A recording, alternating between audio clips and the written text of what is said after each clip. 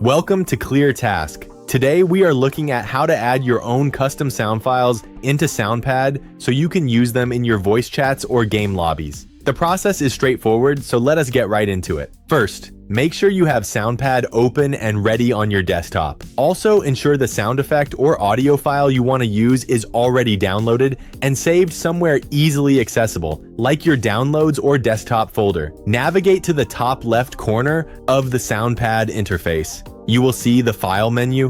Click on that. From the drop-down menu, select Add Sound Files. A new window will pop up prompting you to browse your computer. Locate the audio file you prepared earlier, click on your desired file to select it, and hit the Open button at the bottom of the window. Right away, you will see your new audio file appear in the Soundpad list. You can now assign a hotkey to it or just double-click to play it directly through your microphone.